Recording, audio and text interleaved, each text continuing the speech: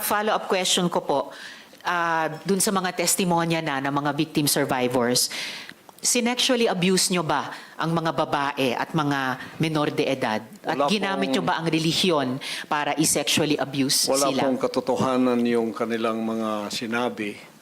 Kung meron po silang mga charges na kriminal laban sa akin, malaya po silang mag-file ng kaso at doon ko haharapin at sasagutin sa tamang forum sa korte ng ating lupa tulad ng kinakaharap namin ngayon. And actually, on that matter and for the record, may at least isa sa victim survivors na dati nang naghain ng kaso sa inyo dun sa Davao, kaya lang dinismiss. Kaya inappeal nila sa Department of Justice. Yun naman pong mga testimonya ni na Ms. Valdewesa at ni Julia, tinatanggi nyo ba ang mga testimonyang iyon? Tinatanggi ko po, wala pong mga katotohanan yung kanilang mga sinasabi, kundi sa aking paningin ay kabaligtaran. Ngunit hinahamon ko po silang mag-file ng kaso sapagkat ito'y mga kriminal na mga allegations.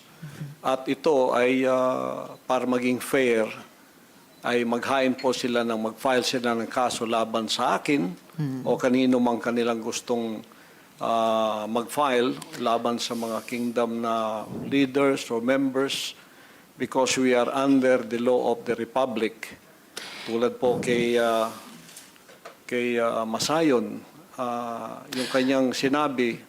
Pastor, i-interrupt ko muna kayo doon dahil tinatanong ko muna yung mga testimonya ni na Ms. Valdewesa at ni Julia. Sorry po. Pinalimos niyo po ba yung mga bata para i-sustain ang operasyon ng KOJC at para tustusan ang inyong lifestyle? Wala po kaming mga palisiya na magpalimos ang bata. Pero walang polisiya man, pinalimos niyo ba sila? Hindi po. Wala pong katotohanan yun. Okay. Yung mga adults po, Ganun din pinalimos nyo ba sila or pinayagan nyo ba silang maglimos para sa operasyon Hindi po. at lifestyle Wala ng pong KOJC? polisiyang ganon ang kingdom na magpalimos. Wala mang polisiya pero pinalimos nyo ba sila, Hindi yung po. mga adults? Hindi po. Wala pong katotohanan yun. Alright. Pinayagan nyo ba yung pang-aabuso at pag-torture sa mga miyembro nyo? Hindi Halimbawa yung parusang dry fast? Hindi rin po polisiya ng kingdom ang batas ng pagparusa ng tao ay ipapasting para mamatay. Napansin ko po, lagi kayong nagre-refer sa polisiya, pero ang tinatanong ko po ay yung practice.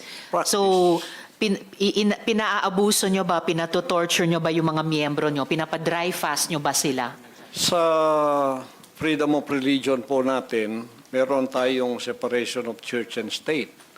At tulad ng sinabi ko, yung fasting ay voluntary kung tatanggapin mo. Hindi po ipinipilit. Alright. Kayo ba yung nakaisip nung modus na piliting magpakasal yung mga miyembro nyo na hindi naman magkarelasyon para manatili sila sa ibang bansa? Sino pong nakaisip nun, nung modus na yon? Because this is under the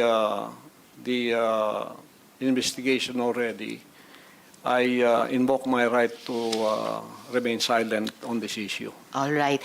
Quickly lang po kay Ate Gingging,